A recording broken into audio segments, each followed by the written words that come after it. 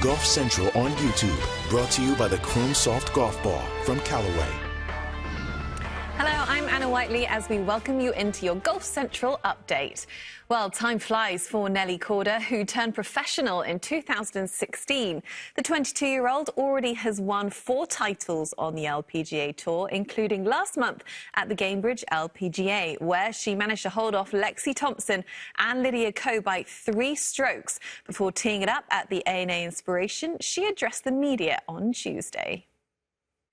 Pretty good. You know, the golf course, I played it yesterday. It's playing really firm, but overall, I feel pretty good. My body feels good, so hopefully I'm in for a good week. What was it like being able to have another top 10 finish at the Kia Classic, and what was it about Aviara that brought out the best in your game? Actually, I have not played Aviara since my rookie year, so I have not been back in a while, and I don't usually play golf courses just because I'm a Florida girl and the bumpy greens, you know, before a major, the last thing you want to do is lose a little bit of confidence on the putting green, but I played well and hopefully I can take that into this week.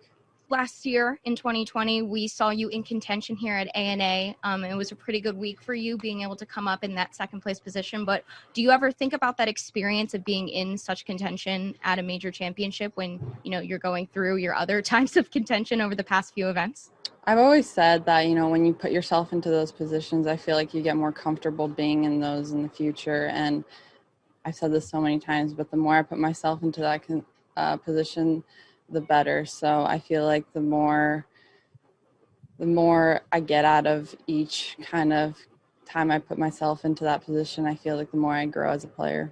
We all love coming here, and unfortunately, the past 2 years we haven't had fans, but the atmosphere here is always great. The views are great, and as you said, the history too. So it's, you know, it's like I've always said, it's kind of like the Masters for us in women's golf. So it's definitely something you, as a professional golfer, you want to win. Yeah, so what specifically did you learn from last year? What was your takeaway? Just in those, I mean, anything can happen pretty much. If someone's got it going, they have it going. I wasn't really disappointed last year. I played well, you know, there's nothing you can do. I mean, Miriam played really well on the last day.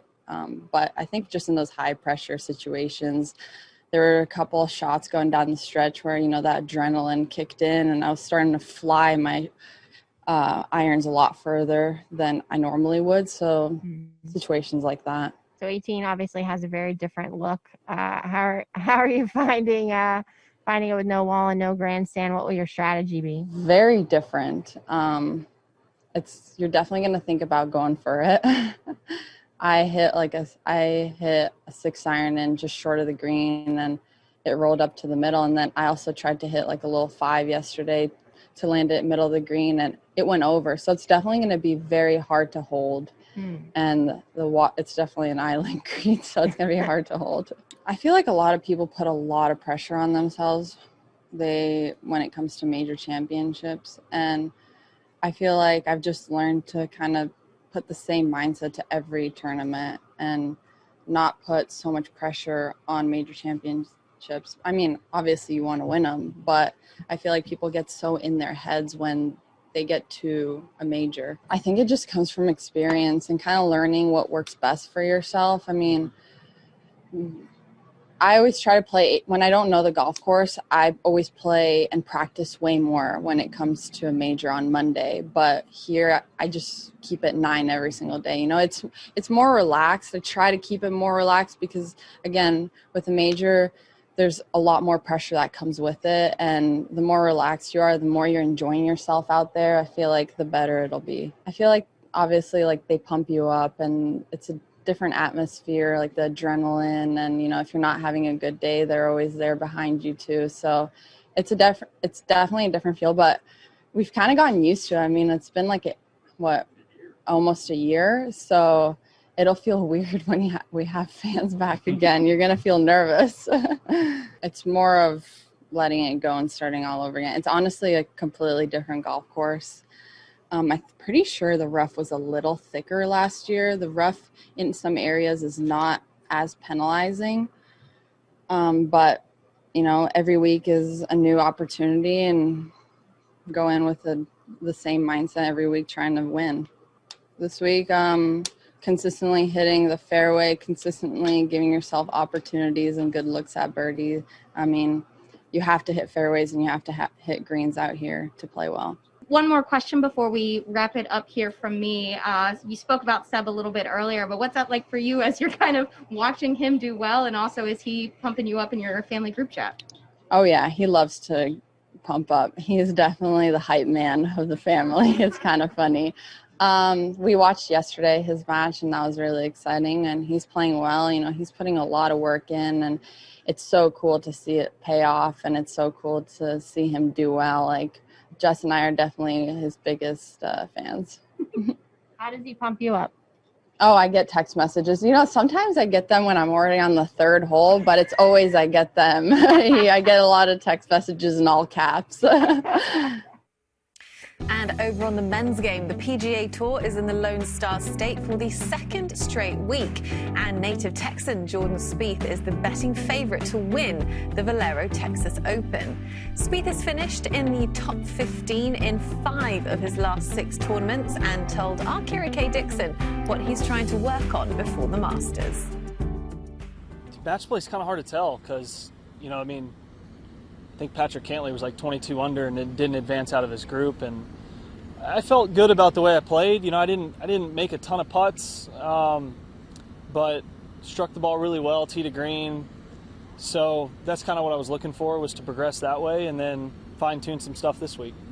I got into a bad habit of kind of having my swing long and then steepen on the way down, and from there I kind of had to back up. You have to use your hands more and flip at impact versus being able to, you know, get through the ball, shallow the club so that you can kind of get through the ball and have a real stable face. So that's kind of been the work over the last couple months, has been trying to get to where, you know, I'm shallowing the club transitionally, getting it to where it's in a hitting position pretty early. And so from there, just let my body kind of hit the ball, let your pivot hit the ball versus using any of the small muscles. It's just harder to be consistent that way. So it's getting there. I mean, even when I'm not swinging well, it's getting into a position enough to where I can, you know, drive the ball good enough that day to still shoot under par, to where my bad days are better scores, which allows me to compete and contend. So as it continues to try and just get a little bit better each week, you know, however long that takes, if it's another week and if it's another couple months, you know, I see light at the end of the tunnel where, you know, I can get to where I'm, you know, really just on point and hitting targets on a consistent basis. You got to drive the ball well here. It's going to be windy, so it's really about ball control in the wind in past years here. And then these closing holes, you know, this 14 through 18, finishing a couple under par there when they give you the opportunities. It's a fun stretch, you know, those last 5 holes with 2 reachable par 5s and, you know, short par 4. So it's, you know, it's a big Texas golf course. It's one that, you know, if the wind blows, it may not take, you know, 2-3 unders a great score, and if it doesn't blow, you got to take advantage. So it's kind of see what the course gives you, and certainly keep the ball in the fairway off the tee out here. So Jordan Spieth will be teeing off at the Valero around 9 a.m. Eastern, and he'll be part of the feature grouping with Ryan Palmer and defending champion Corey Connors.